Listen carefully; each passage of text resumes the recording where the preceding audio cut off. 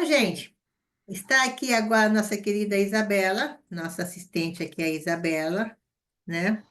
E estou feliz que ela vai compartilhar conosco nesta noite uma mensagem muito boa, né? E o tempo é seu, minha amiga. O tempo é seu. Obrigada, Thelma, e obrigada, irmã Lígia. Boa noite, pessoal. Bom, hoje a minha mensagem tem como título, né? Vocês viram nos convites, né? Ser chamado, né? Basicamente, assim, o que eu vou me basear é alguns discursos que eu estudei, algumas escrituras muito interessantes que a gente vai analisar juntos e ponderar, tentar extrair um pouco mais de conhecimento, né, para a gente aplicar na nossa semana até domingo, em preparação. E o título diz assim: Levanta-te, que ele te chama. E isso casa muito bem com o que a irmã Thelma falou, né? De que nós temos que testificar sobre Cristo, principalmente sobre as suas palavras, né? Tanto as antigas quanto as atuais, os profetas e apóstolos. Mas uma coisa que alguns líderes gerais ensinam, né? Eles dizem assim que o evangelho não é uma forma de evitar desafios e problemas, mas uma solução para aumentarmos nossa fé e aprendermos a como lidar com eles. Então, hoje nós vamos falar um pouco sobre ser chamados, linkando aí com umas aulas anteriores, como da irmã Virgínia, né, dos ser chamado e escolhido, mas também vamos falar sobre fé, né, e sobre ação. E esse irmão em específico, o nome dele é Elder Máximo de Fel. Ele é dos 70. E eu achei muito interessante o que ele falou no ano passado, numa conferência geral de abril, de 2024, e compartilhou, né, sobre uma experiência pessoal. Um dia ele parou para ponderar sobre a vida dele e ele pensou que ele nunca teve momentos realmente difíceis, que realmente o provaram e o testaram, né, de forma intensa. E aí eu achei engraçado que ele compartilhou esse breve pensamento com a esposa dele. E aí ele perguntou assim: pode me dizer por que, até onde me lembro, nunca tivemos problemas sérios na nossa vida? Ela olhou para ele e disse: claro, eu vou dizer a você porque. Oh, deixa eu terminar aqui. Claro, vou dizer a você porque nunca tivemos problemas sérios. É porque você tem uma memória muito curta. Então, problemas eles tiveram. Só que ele só não parou para recordar, né? A intensidade de como eles realmente foram, porque eles focavam em Jesus Cristo. Então as coisas ficavam mais leves, ficavam melhores, né? Porque ele torna nossos atos mais leves. Gente, eu vou pedir licença, porque eu preciso abrir o portão. Só tem eu aqui. Mas só hoje, perdoe-me. Já volto. É verdade, isso tem razão. A gente muitas vezes confia no Senhor e segue em frente com confiança nele, né? E com fé, com esperança, que parece que os problemas se tornam mais leves, se tornam mais, como posso dizer, não tão fortes, né? Se tornam mais, mais aceitáveis. Concordam com isso? O que falou a irmã Isabela? O que que você acha disso, Pedrão? Que você está aí pensando? O que que você acha disso que a Excelente, Isabela falou? excelente o que ela falou. Aham. Achei bem legal. É que a esperança e a fé parece que diminui a ansiedade, diminui o desânimo e a gente acaba até esquecendo um pouquinho dos problemas. É verdade mesmo. Não E é é isso? verdade.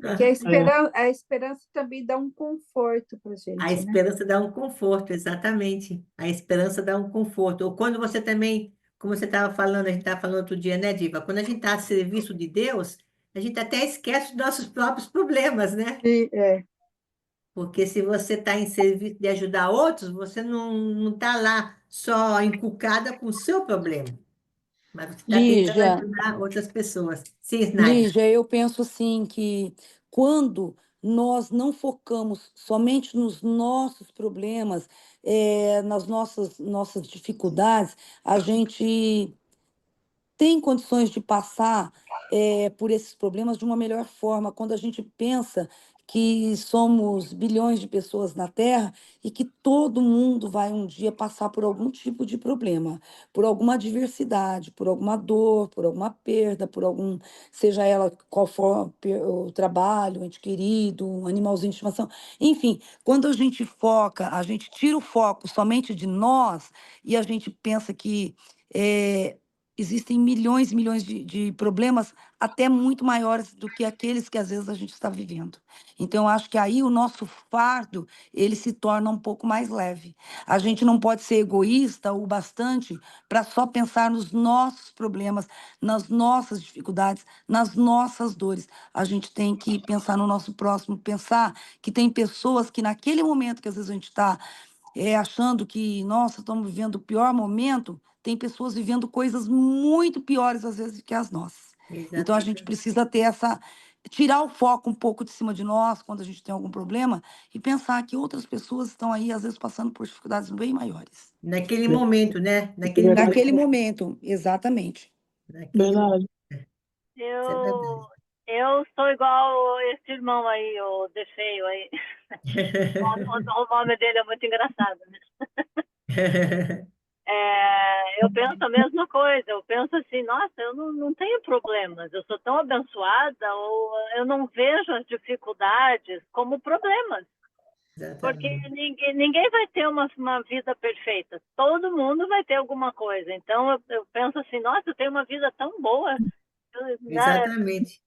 E a minha mãe Exatamente. fala a mesma coisa sobre a vida dela. E temos vida perfeita? Não temos, mas só que a maneira que a gente encara a coisa é assim. A gente não se preocupa em ficar reclamando, em ficar lamentando que as coisas não são do jeito que a gente quer.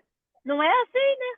Exatamente. É otimismo, né, Marilda? É otimismo de pensar. A vida continua, com problemas, sem problemas, a vida continua, né? Exatamente. Como é que a E gente sempre fala, tem Diva? jeito. Como é que a gente fala next? Next? Próximo? é. Próximo. Não, porque às vezes o problema é tanto, vamos pegar outro já, porque Vou esse pegar outro. é tantos. Não pede outro, Tem não. fila, Não, não, não. é tanto problema que tem fila. Aquele ali resolveu, a gente já pega outro para resolver, que não tem tempo. Porque as pessoas às vezes pensam o que mais pode acontecer na minha vida. Não Não, hein? pergunta, não pergunta, porque sempre tem mais coisa que pode acontecer. Nunca faça essa pergunta. Melhor Tem deixar razão, quieto. Não. Agora eu perdi o fio da meada que eu ia falar. Desculpa. Mas é isso. Pessoal, adorei os comentários. Realmente, todos os comentários, tanto da irmã Snaide, tem muito a ver com a aula, e da irmã Marilda também. Foram os que eu pude escutar agora. Muito obrigada pela participação. Bom, retornando, né, ao ponto que eu havia parado, então, eu gostei muito, né, de que isso mostra que o foco desse irmão e da esposa dele é Jesus, assim como o nosso foco também, nós temos nos esforçado para que seja Jesus, mesmo diante das provações. E mesmo quando o mundo diz que não, de que nós deveríamos focar em outras coisas, doar nosso tempo para outras coisas, passar o domingo viajando, ou indo para a praia, ou fazendo qualquer coisa que não fosse também levantar e renovar os nossos convênios com ele, né? Nós perseveramos. E ele compartilhou uma história das Escrituras que está em Marcos 10, dos versículos de 46 até os 52. Eu gostaria de compartilhar aqui. Posso, irmã Nígia? Quer que eu passe para você?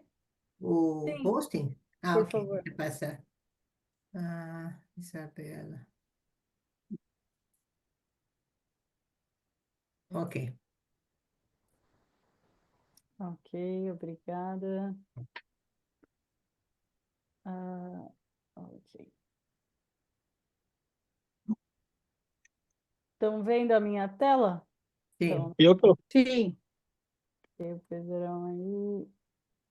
Pedro, pode me ajudar aqui? Pode ler para mim 2 versículos, o 46, dessa parte que está marcada, até o 48, e depois, irmã Diva, você pode ler para a gente do 49 até o 52? Sim. Tá bom. Só onde que tá marcado, né? Sim, até o 48, Pedrão. E saindo ele de Jericó com seus discípulos e uma grande multidão, Bartimeu, o cego, filho de Timeu, estava assentado junto do caminho, mendigando. E ouvindo que era Jesus de Nazaré, começou a clamar e dizer: Jesus, filho de Davi, tem misericórdia de mim. E muitos o repreendiam para que se calasse, mas ele chamava cada vez mais filho de Davi. Filho de Davi, tem misericórdia de mim. Obrigada. E Jesus, parando, disse que o chamassem. E chamaram o cego, dizendo-lhe: Tem bom ânimo, levanta-te, que ele te chama. E ele, lançando de si a sua capa, levantou-se e foi ter com Jesus. E Jesus, falando, disse-lhe: Que queres que te faça? E o cego lhe disse: Mestre, que recupere a vista. E Jesus disse: Vai, a tua fé te salvou. E logo viu e seguiu a Jesus pelo caminho. Muito Ah, eu lembro obrigada. dessa cena. Eu lembro Sim, dessa é o cena. cego de Jericó, né? Uhum. Conhecido assim. Também tem outras histórias de cego, aquele que se lavou no tanque, que a gente já falou aqui, mas focando nessa história aqui é bem interessante porque tem alguns pontos, né? E eu achei muito interessante, porque as pessoas que estavam ao redor e que falavam para o cego se calar, né? A maior parte deles sabiam que ele era Jesus, filho de José. Mas muitos que estavam ali, que tinham visão, eles não olhavam Jesus como alguém realmente diferente, alguém extraordinário, como nós o vemos hoje, certo? Porque muitos ali eles não tinham fé suficiente para acreditar que realmente ele era o filho de Deus, mesmo com todos os milagres que já haviam sido feitos entre todas aquelas pessoas. Mesmo que eles não tivessem presenciado fisicamente com os olhos que essa terra há de comer, ainda assim eles ouviam, e até mais detalhadamente do que nós, né? Os milagres que Cristo havia feito e que faziam com que não houvesse nenhuma dúvida para aquele que cresce que realmente dessa terra um homem comum ele não era. Enquanto esse cego que não podia ver Jesus, que não podia ver com os olhos, né, com a sua visão terrena, né, carnal, os milagres que o Salvador fazia, ainda assim, com o que ele escutava, ele sabia que ele era Jesus, filho de Davi, o filho de Deus, aquele que foi profetizado pelos profetas desde antes, né, Me pedido do endereço. dele ter vindo a essa terra. E isso é um ponto, né, que realmente chama muito atenção, porque nós devemos agora ponderar sobre a nossa própria visão, não a nossa visão física. E eu fico feliz que todos aqui tenham uma boa visão, mesmo que não seja perfeita. Às vezes a gente precisa usar óculos, lentes, etc. Mas ainda assim nós enxergamos. Com base nessa parábola, né, nessa história real, na verdade, eu gostaria de convidar vocês a pensarem como anda a sua visão espiritual. Ela está clara, né? Diante, Complicado. pois é, tá atento. Tá precisando de óculos? Exatamente, gostei da pergunta. Aí, Essas, eu contei uma história para ela ontem sobre a minha história de ontem, né, Lígia? Você sabe. É verdade. pois é, meus amigos, mas essas são algumas das perguntas, né, que nos ajudam a ponderar de forma mais profunda que o Elder Máximo ele fez de Fel. E eu fiquei ponderando sobre a minha visão espiritual, né? Com certeza ela não é perfeita e ela pode ser melhorada, principalmente em alguns pontos. Então, o que eu preciso fazer para que eu possa enxergar mais nitidamente, de forma mais clara, tudo que o Senhor tem buscado mostrar para mim? Principalmente nesses últimos dias, né? Com tanta informação que Ele tem provido para cada um de nós. E daí, tirando por base dessa minha análise, autoanálise sobre mim mesma, me faz refletir que eu preciso estudar coisas mais específicas, mais aprofundadas, que aumentem o meu conhecimento e que me ajudem a ter experiência de reconhecer, né, a influência e a mão de Deus, de forma tal que realmente não hajam dúvidas de que minha fé um dia possa se tornar tão inabalável quanto desse homem, que não tinha uma visão física, mas que ainda assim sabia quem Jesus era. Faz sentido, irmã Lígia? Faz. Oxe, faz. Minhas Claro amigas. que faz. Com Beleza, certeza. muito Mais boa. uma coisa Eu sobre. eu Pode quero. falar, Pedro. Quero comentar e fazer uma pergunta, pode? Pode. Primeiro eu vou fazer a pergunta. Será que um dia eu posso abraçar Jesus, assim como esse cego vai conseguir abraçar ele? Com certeza. Não há Com- dúvidas. Vai sim, Pedrão. Nós vamos. Hum, Nós iremos. E agora eu vou falar uma coisa para vocês. Eu quero aprender assim como ele aprendeu a ter fé, esse cego.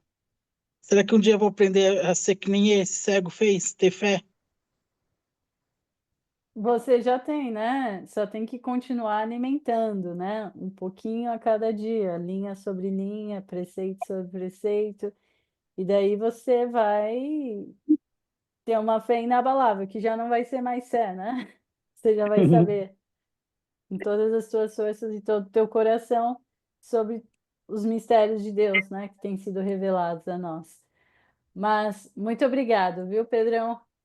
Prosseguindo, uma coisa interessante, né, que a gente leu aqui na escritura e que a gente também viu ali, né? A primeira coisa que ele fez quando ele levantou, ali naquela cena, né, é uma releitura, né, do que está na escritura. E foi muito interessante porque quando ele levantou a capa de mendigo, ele largou.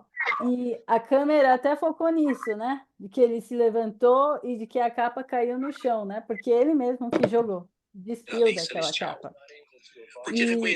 Eita! E aí eu achei interessante que disse assim no versículo que a irmã Diva leu. E Jesus, parando, disse que o chamassem. E chamaram o cego, dizendo-lhe: Tem bom ânimo, levanta-te, que ele te chama. E ele, lançando de si a sua capa, levantou-se e foi ter com Jesus.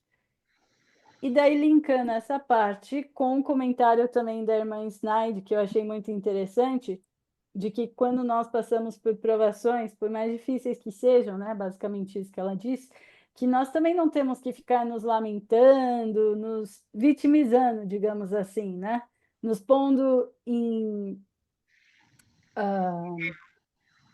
nos sentindo pena de nós mesmos, por mais difícil que seja a aprovação e triste, né? E daí uma das lições, os princípios de como nós podemos clarear a nossa visão espiritual, né, torná-la mais nítida, nesse discurso que eu estudei, diz que nós devemos manter a nossa visão espiritual clara ao nos despojarmos do homem natural, nos arrependermos e começarmos uma nova vida em Cristo. E aí ele diz que enquanto encontrarmos desculpas para sentirmos pena de nós mesmos, pena de nossas circunstâncias e problemas e de todas as coisas ruins que acontecem em nossa vida, e até mesmo de todas as pessoas más que nós pensamos que nos fazem infelizes, continuaremos com a capa de mendigo sobre os nossos ombros. Por vezes, é verdade que as pessoas, conscientemente ou não, nos magoam, mas precisamos decidir agir com fé em Cristo, ao removermos a capa mental e emocional que ainda vestimos para esconder desculpas ou pecados e jogá-la fora, sabendo que Ele pode e Ele vai nos curar. Então, quando nós estivermos decididos em pensar dessa maneira, né, nós iremos estar nos despojando, né, dessa capa de mendigo, né, que ele usa aqui como uma analogia da parábola. E nós estaremos, então, agindo com fé em Cristo. E as coisas vão ficar melhor. Porque eu acho que o Senhor, ele espera que a gente enxergue também as coisas boas, mesmo nos momentos ruins. E eu acho que quando nós passamos por momentos ruins, isso sempre vai servir para a nossa experiência, né? Para o nosso crescimento e amadurecimento espiritual, né? Para que a gente possa se tornar mais semelhante a Jesus Cristo, né? E isso dói, né? Porque não é fácil se tornar como ele, né? Mas ele desceu abaixo de todas as coisas, né? Somos nós maiores do que ele, né? Não. Então precisamos passar por coisas semelhantes, mas que são necessárias. Irmã Lígia, gostaria de contribuir com alguma experiência em um momento da sua vida que você teve uma visão espiritual mais clara com relação ao Evangelho de Jesus Cristo, com relação aos acontecimentos da sua vida que tiveram influência, né, no seu amadurecimento espiritual, na sua visão espiritual? Sim, houve várias ocasiões na minha vida que a minha fé foi, vamos dizer, provada, né? Porque muitas vezes somos provados, porque passamos por obstáculos na nossa vida que nos ajuda a saber como agir, como pensar, como fortificar nossa fé e fortificar nossa esperança. E eu sei que eu tive algumas experiências, principalmente quando, me lembro, quando eu mudei do Brasil para os Estados Unidos com minha família, no princípio foi difícil. Foi difícil por várias circunstâncias, né? Mas eu sabia que o Senhor estava nos guiando, estava nos orientando, e o pior chegou depois, quando meu pai faleceu, depois de 3 anos e meio estando aqui nesse país. Então foi para completar, né? Mas tudo aquilo que aconteceu foi para me fortificar, fortificar minha fé e fortificar o meu amor a Deus e me fortificar no Evangelho.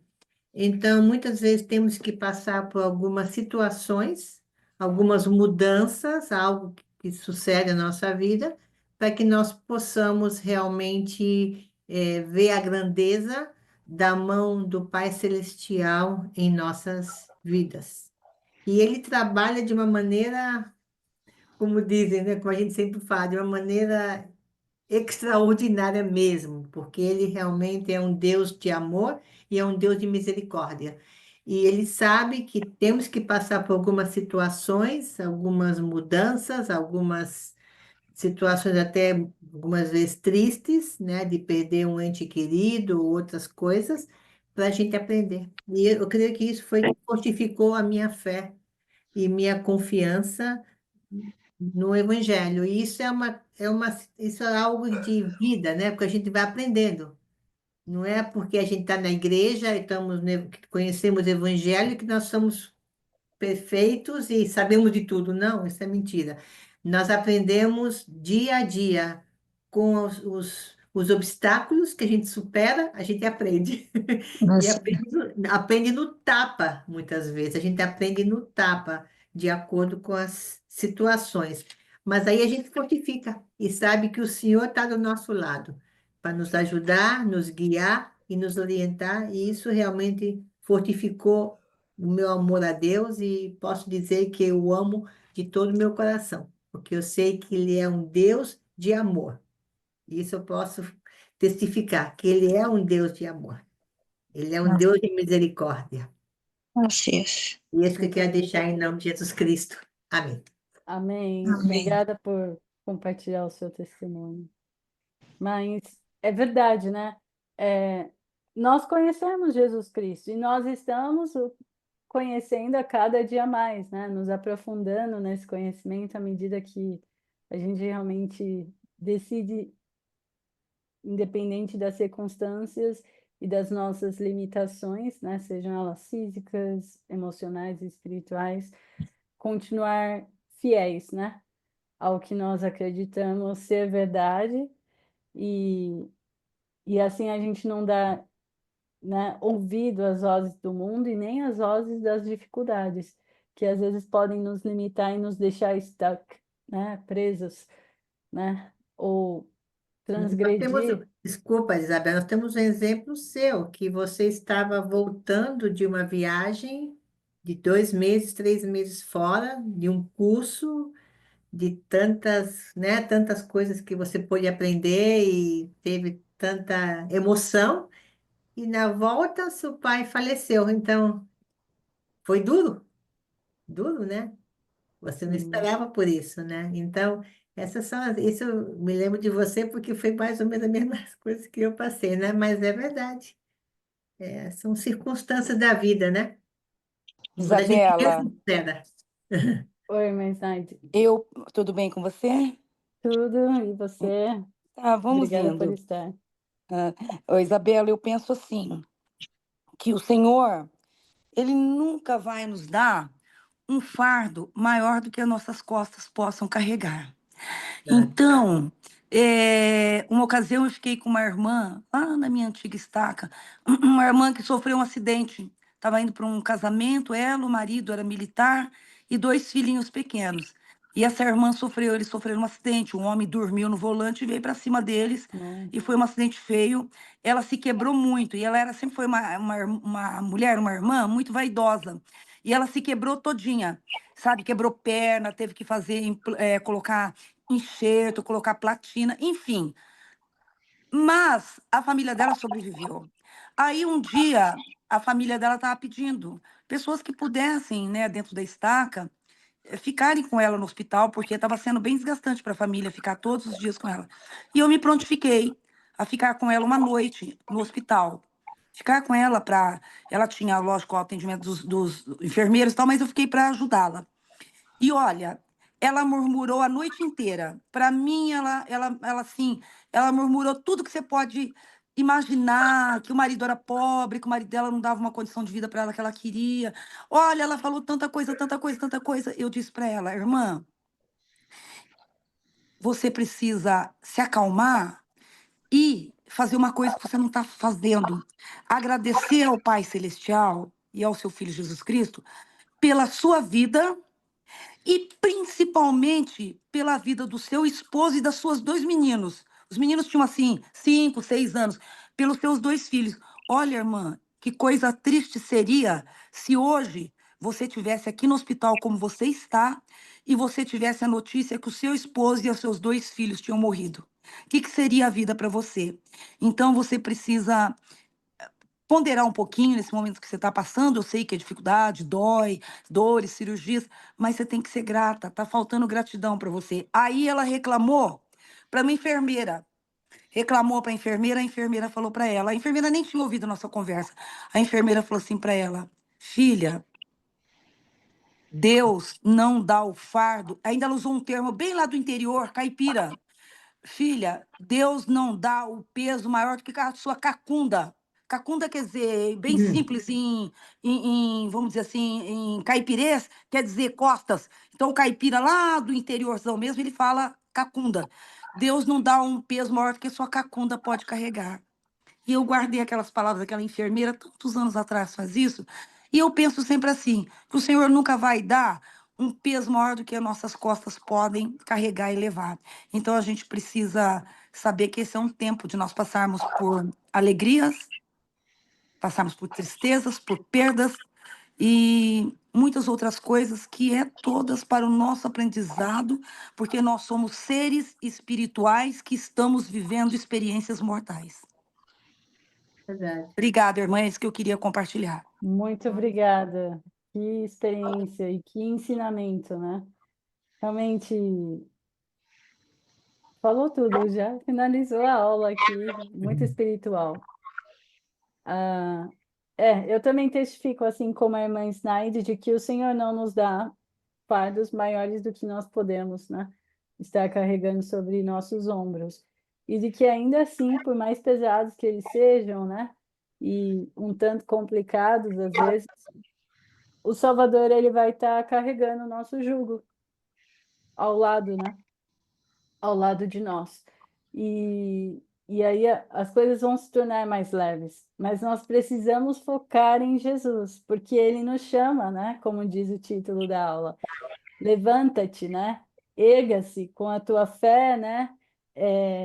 E vai até Jesus, né? Porque ele nos chama e ele quer também que nós testificamos dele, né? Para outros. E acho que não há melhor maneira de testificar sobre Jesus Cristo e o seu evangelho do que vivendo, né? No sentido assim, tá difícil? Tá difícil, né? Tive uma perda, tive um acidente, eu estou enfrentando uma doença, mas Jesus Cristo está aqui comigo. As pessoas que eu amo também, né? Mesmo que às vezes não sejam familiares, mas que sejam amigos, que acabam se tornando familiares, mesmo que não existam laços de sangue, né? Que afinal somos uma família, né? Em Cristo. Bom, gente, para finalizar, o terceiro princípio dessa história, né, sobre o cego de Jericó, é de que ele foi ter com Jesus, né? O que nós temos falado até o momento. Então, como poderia ele ir ter com Jesus se era cego, né? Então, a única maneira que ele tinha era caminhar até Jesus, seguindo a voz dele, né? Para que ele tivesse certeza absoluta de que fosse o Salvador. E esse é o terceiro princípio que eu gostaria de deixar aqui com vocês, que é mencionado de forma bem detalhada no discurso, depois eu compartilho também com vocês. Ele diz que nós mantemos a nossa visão espiritual clara ao seguirmos a voz do Senhor e se permitirmos que ele nos guie, né? Então, a voz dele é muito mansa, é muito delicada, né? E a gente conhece, né? E eu sei que se nós darmos ouvidos a esta voz, né, nós não precisaremos mais temer nada, porque podemos todas as coisas em Cristo, né, que nos fortalece. E eu testifico a vocês de que realmente ter a experiência de servir ao Senhor, né, ter a experiência de escutar a tua voz, ter a experiência pessoal também de tentar focar além do marco, ou seja, focar em Jesus, tem feito a diferença em minha vida, né? Não é fácil, a gente tem que focar um dia de cada vez, mas eu sei que a minha visão espiritual tem se tornado clara e que ela pode se tornar melhor. Então, ponderem sobre isso, né? O que vocês podem fazer até domingo, né?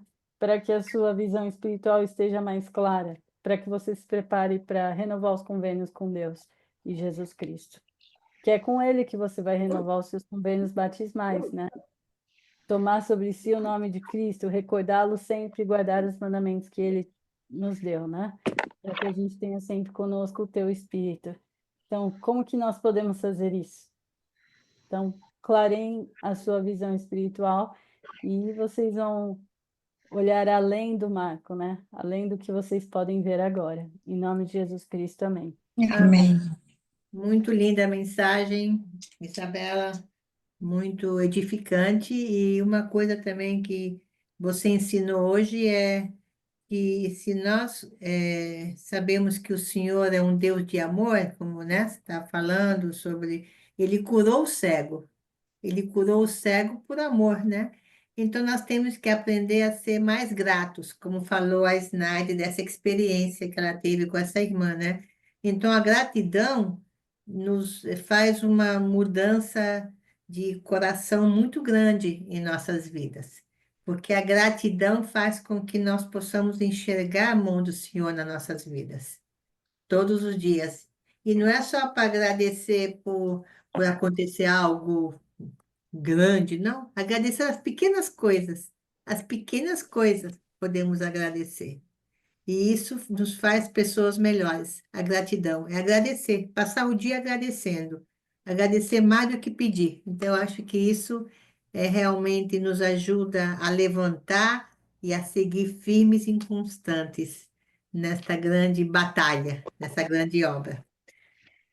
Muito obrigada, Isabela. Obrigada. Ajuda a fortalecer a fé também, né, Lívia? Ajuda a fortalecer a fé, exatamente. E não é fácil, não é fácil Não dizer é? que nós podemos falar que temos fé, mas os momentos na vida, algumas vezes, querem nos colocar para baixo.